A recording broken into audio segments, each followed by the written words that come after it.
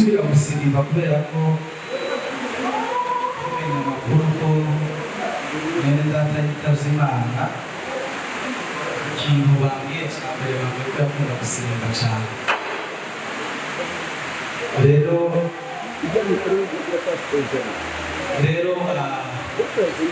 kugira ngo umuntu umuhereze icubahiro nuko abamwibuka bakora ico yakunda gukora. Nico kiza kigaragaza ko umuntu umuhaye agaciro. Rero Sawuli asubira ashimwe gusirimba, musubire muze dusubire dusirimbe nitumara tuvuga umwanya mutoya nitumara twicisha. Muze abayumvi n'abandi mwese mwumva babishoboye dusirimbe twibuke mwene data.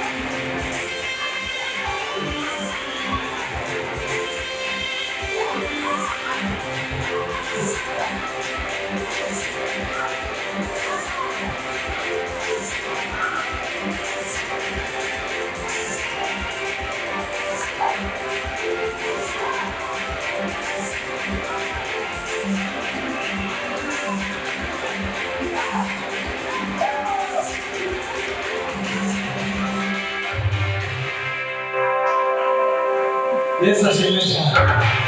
Yesu Imana icyubahiro. Haleluya. Tuzatarama.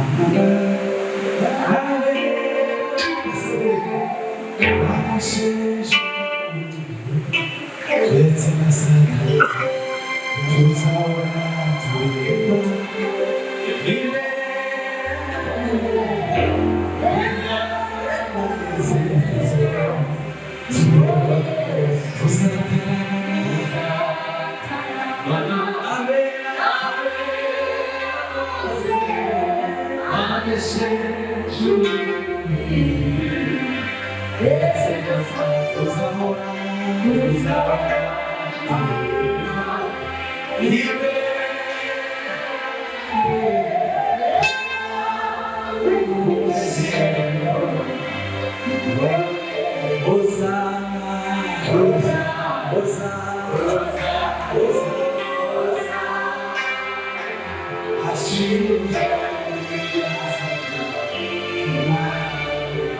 Hosanna, Hosanna, Hosanna.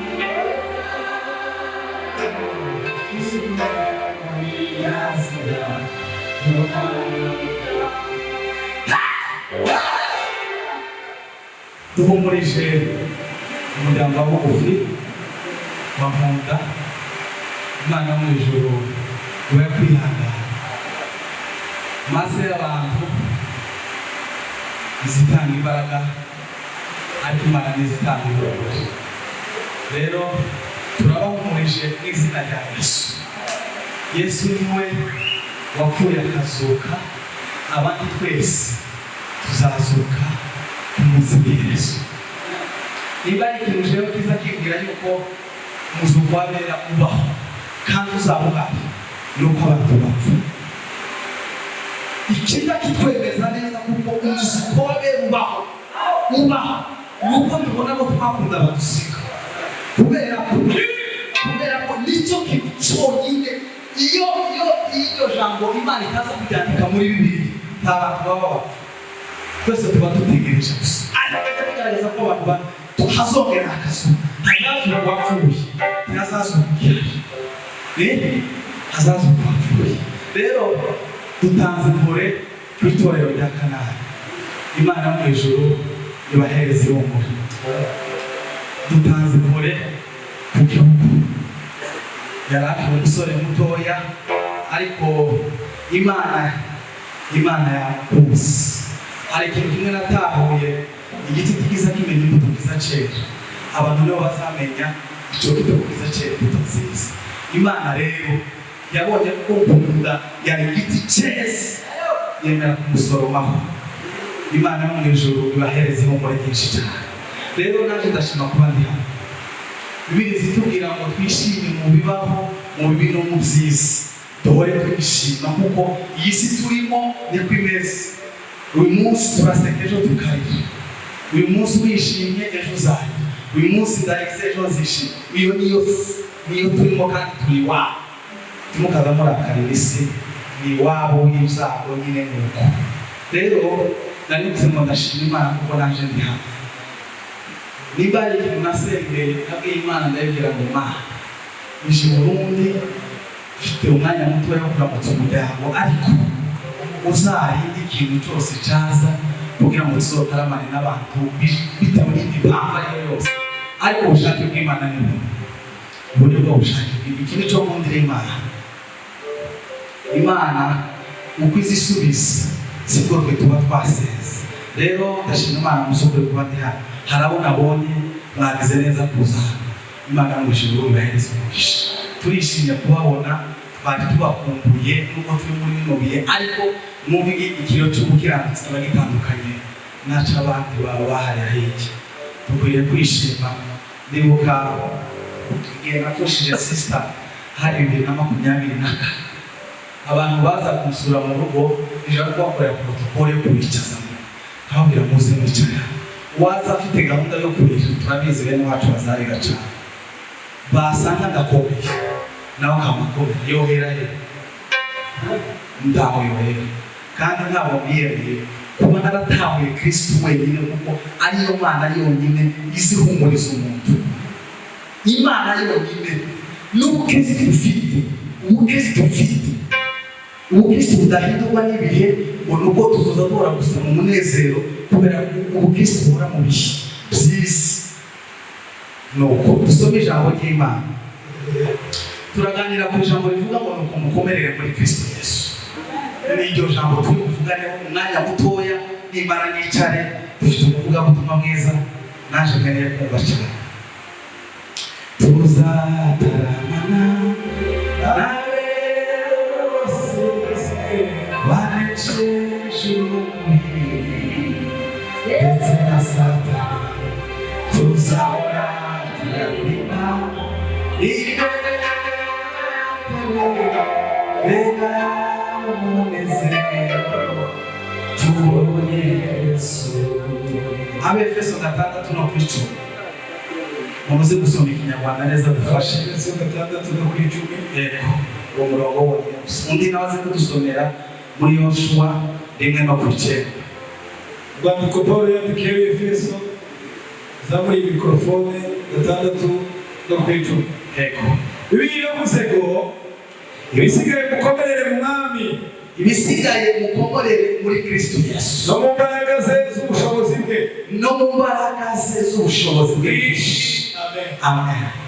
Ibisigaye mukomerere mu mwami, no mu mbaraga ze z'ubushobozi bwe bwinshi. Amen. Ibisigaye mujyana mukomerere muri Kristo Yesu, no mu mbaraga ze nyinshi. Ahunda dusomere muri Yoshua 1:9.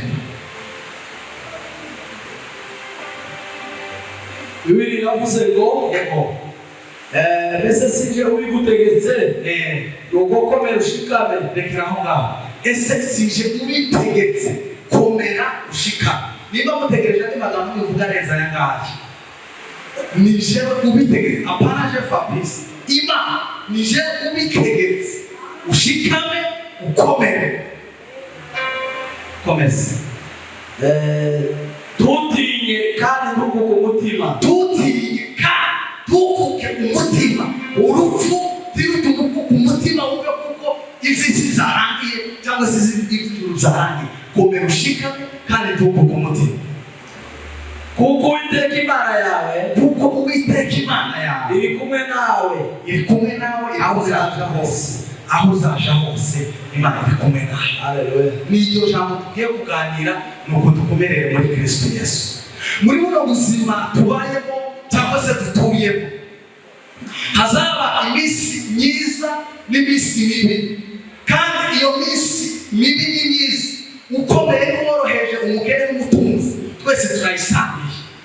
Ishobora kuba itarakugeraho ariko izakugeraho.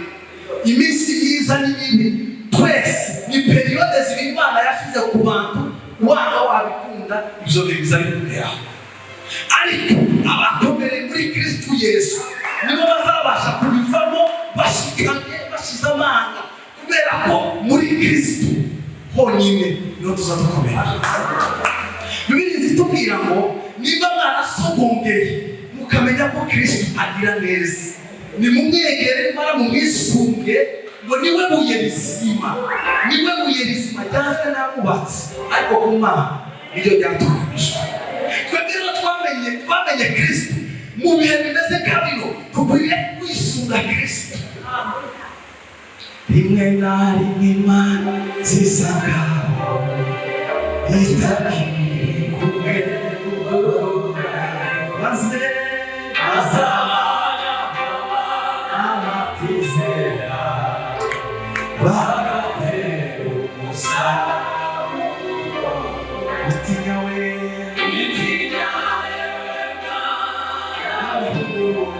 Imana we, Imana izizera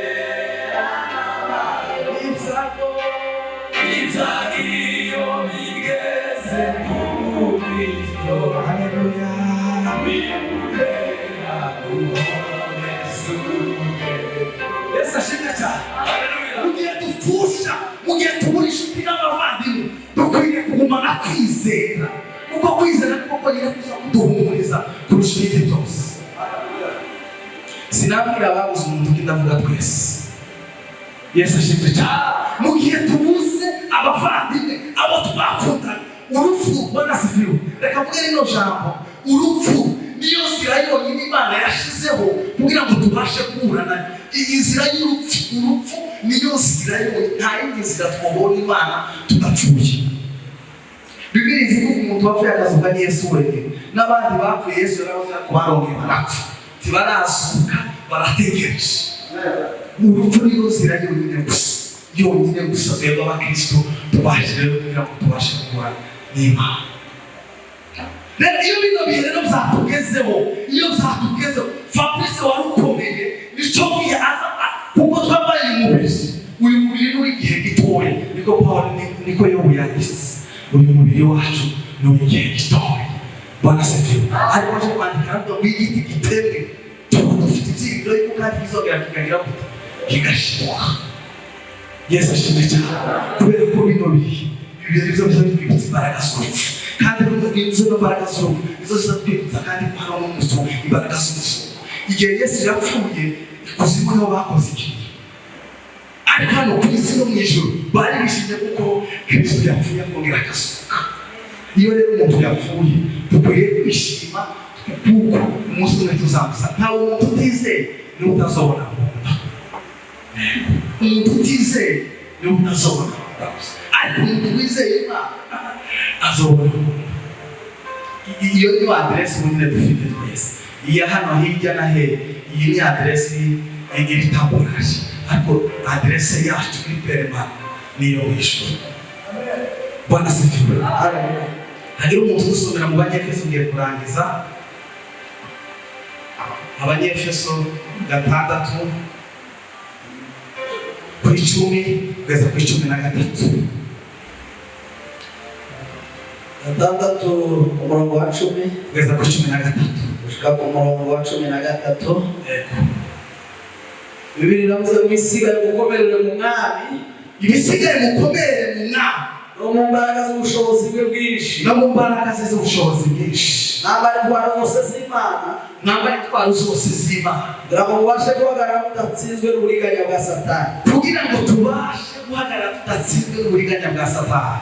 Kuko tudakirana n'abafite amaraso y'umubiri, kuko tudakirana n'abafite inyama n'aya maraso tubona ngo dukiranije n'umuntu hano, ahubwo dukirana n'abatware n'abafite ubushobozi, abo dukirana nabo bafite ubushobozi n'abatware, n'abategeka isi y'umwijima, n'abategeka iyi si y'umwijima, imyuka mibi y'ahantu ho mu ijuru, n'imyuka mibi iri ahantu hejuru. Bazibekera aho ngaho. Bwana sifiwe. Abo turwana nabo sabe inyama n'amaraso ngo nabane bategeka ikirere kiri hejuru, abadayimoni. Iyo rero wageze muri bino bihe, ibi bihe nicyo gihe Satani aza kongorera, nicyo gihe Satani aza kongorera akakubwira amajwi mbe. Ariko kubera ko tuzi ko abo dukirana nabo sabe inyama n'amaraso, komeza kuvuga biratubwira aho ngaho. nuko rero mutware intwaro zose z'Imana, nuko rero mutware intwaro zose z'Imana, kugira ngo gukomera ku munsi mubi, kugira ngo tubashe gukomera ku munsi mubi kuri turimo, kandi murangije byose, kandi turangije byose mubashe guhagarara mudatsinzwe, tubashe guhagarara tudatsinzwe. Amen. Amen. Bwana sifiwe. Mu gihe cy'amarira menshi, mu gihe cy'agahinda kenshi, icyo gihe nicyo Imana iziba hafi y'imitima bayitaki. Mu gihe cy'agahinda, mu gihe imitima ibabaye, muri byavuze imitima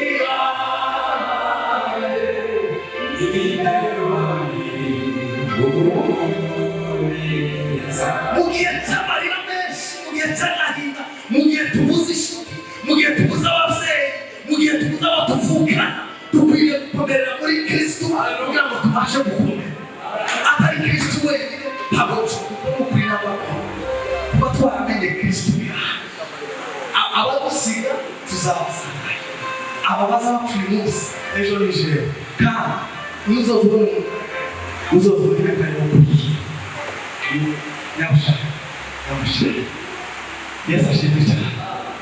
I was in the Mugeta Madina Mugeta.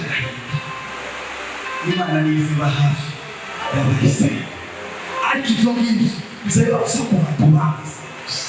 Mu gihe utarizera Kristo, mu gihe utaramenya Imana, ntibishoboka ko wahumurika muri bino bihe. Nicyo tuzobona mu gihe abantu babuze inshuti n'abavandimwe bazabiyahura kubera ko nta mukiza bafite muri bo. Ariko kubera ko twe dufite Kristo, niyo mpamvu tuza dukomera, tukagira ababyeyi, kubera ko Kristo ari muri twe. Yesu ashimwe cyane. Reka mvuge hanyuma nimara ndahageze.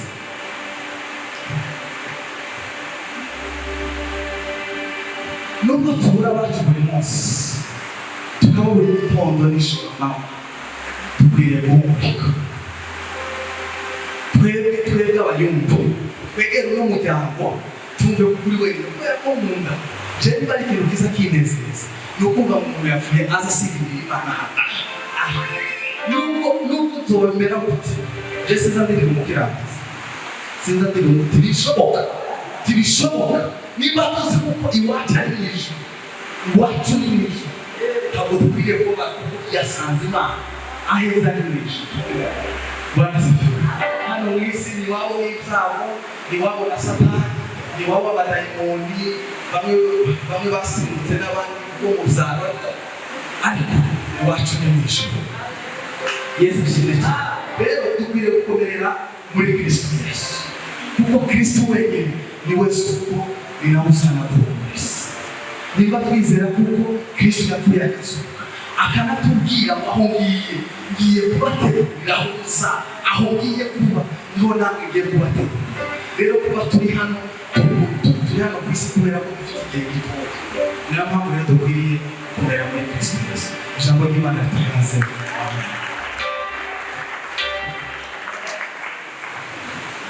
akijambo ry'Imana mukomere